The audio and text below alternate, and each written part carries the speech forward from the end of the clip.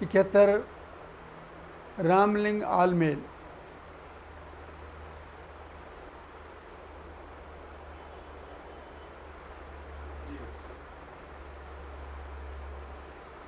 बंधुओं, महाराष्ट्र पार करने के बाद श्री राम ने वर्तमान कर्नाटक जिले में प्रवेश किया था और लगभग कर्नाटक को बीचों बीच उन्होंने पार करके उन्होंने तमिलनाडु में प्रवेश किया था। लेकिन हमें स्थल कोई कर्नाटक में मिल नहीं रहा था। एक तो वहाँ लग रहा था भाषा की समस्या है, दूसरा नया प्रदेश, नए स्थल, तो वहाँ जाने में, काम करने में बड़ा भय जैसा भी लगता था, क्योंकि उत्तर भारत में तो हम मंदिरों में रह जाते हैं, कहीं भी रह जाते हैं, लेकिन कर्नाटक में, तमिलनाडु में समस्या है रहने की, और वहाँ कोई पहचान भी नहीं थी। किसी ने मुझे बताया कर्नाटक में बीजापुर जिले में आलमेर नाम का एक गांव है, सिंदगी के पास, और वहाँ भगवान श्री राम ने भगवान शिव का पूजन किया था। बंधुओं, ढूंढता ढूंढता वहाँ गया। एक जोशी जी बैंक में काम करते थे, उनसे मुलाकात हुई। वो साथ तो नहीं गए, उन्होंने भोजन आवास की व्यवस्था तो की, लेकिन वहाँ तक कोई मेरे साथ गया नहीं। लेकिन उनका इतना सहयोगी बहुत था कि उन्होंने मुझे मार्गदर्शन दिया। बंधुओं, मैं ढूंढता ढूंढता, पूछता पूछता मंदिर के निकट गया। दूर से देखा मंदिर एकदम ध्वस्त प्राय था। मैं धीरे धीरे उस मंदिर की तरफ गया तो रास्ता नहीं था मंदिर में जाने का। मंदिर एकदम खेत में था और कोई मार्ग नहीं पाकर मैं खेत में से आगे जाने लगा तो वहाँ का किसान एकदम क्रोधित हो गया और एक तरह से मुझे मारने दौड़ा। मैंने उसे कहा, मैं तो भगवान शिव के दर्शन करने आया हूँ। वो व्यक्ति केवल कन्नड़ जानता था और मुझे कन्नड़ नहीं आती, तो उन्होंने क्या क्या कहा मुझे ये तो मुझे नहीं पता, लेकिन इतना ज़रूर पता, मतलब मैं अनुभव कर सकता हूँ कि बहुत नाराज़ था और उसने मुझे मारने की धमकी दी। बंधुओं, में डर गया और वापस आ गया। तभी संयोग से एक व्यक्ति मिले जो हिंदी जानने वाले थे। मैंने उनसे सहायता मांगी। उन्होंने उनको कन्नड़ में समझाया कि ये तो ऐसे ऐसे मंदिर के दर्शन करने आया है। तो बोला कोई बात नहीं, उसे आने दो, दर्शन कर लेंगे। लेकिन उस व्यक्ति ने कहा, ये मंदिर मेरा है और मुझे राम में कोई आस्था नहीं।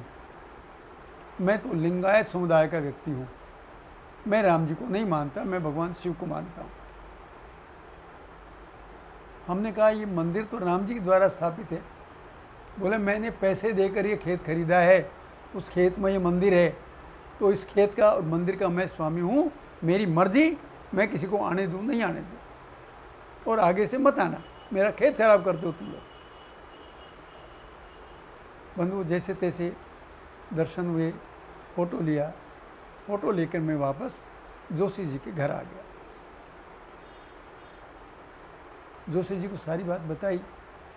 उन्होंने कहा, भैया ये लोग ऐसे ही हैं, बहुत जल्दी मानते नहीं और नुकसान कर देते हैं, और वो तो कह रहे हैं कि मैंने तो पैसे दे के मंदिर खरीदा है और मैं तो इसे तोड़ूंगा, मुझे कोई इसमें रुचि नहीं। बड़ी विकट स्थिति थी। राम जी का एक स्थल विलुप्त होने की तरफ बढ़ रहा था। मैंने जोशी जी से कहा, उनको कन्नड़ नहीं आती, मुझे कन्नड़ नहीं आती, नहीं मैं उनको समझा लेता। बोले कोई बात नहीं, अब मैं आपके साथ चल सकता हूँ, लेकिन वो मानेगा तो नहीं।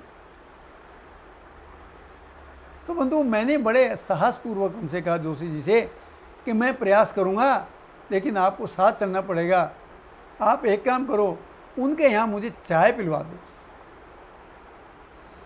बंधुओं, जोशी जी ने उनसे कहा कि दिल्ली से एक आए हैं पंडित जी और वो आपके यहाँ चाय पीना चाहते हैं। उनको नहीं पता था वो मैं ही हूँ जो उनके खेत में गया था। उसने हाँ भर ली और बंधुओं, हमारी चाय उनके यहाँ तय हो गई।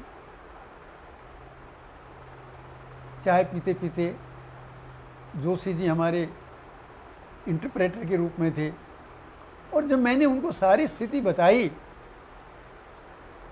तो वो इस बात के लिए तैयार हो गए कि कोई बात नहीं, अब मैं इस मंदिर को नहीं तोड़ूंगा और इसे बचा रहने दो, मुझे कोई फर्क नहीं पड़ता, मेरे बहुत सारे खेत हैं, एक मंदिर पड़ा बचा रहे बचे रहे, हम निश्चिंत होकर के मंदिर को कोई खतरा नहीं है। जब अगली यात्रा में गए तो मैंने जोशी जी से कहा, भैया इनके यहाँ मेरा भोजन रखवा दो, मैं इनके यहाँ भोजन करना चाहता हूँ। बंधु, चमत्कार हो गया। भोजन के बाद उन्होंने कहा, आप क्या चाहते हो? मैंने कहा, इस मंदिर का जीर्णोद्धार चाहता हूँ। बंधुओं, धन्य है वो। उस व्यक्ति ने कहा, मैं इस मंदिर को सुरक्षित रखूंगा, मैं इस मंदिर के लिए खेत में से मार्ग भी दे दूंगा। और बंधुओं, तीसरी यात्रा में तो उन्होंने घोषणा की कि इस मंदिर के जीर्णोद्धार के लिए मैं 5 लाख रुपए भी लगाऊंगा। तो कहने का भाव ये है, कोई किसके बारे में क्या धारणा बना लेता है, यह तो उसकी अपनी समझ है, उसकी अपनी जानकारी है, मजबूरी है, संस्कार हैं।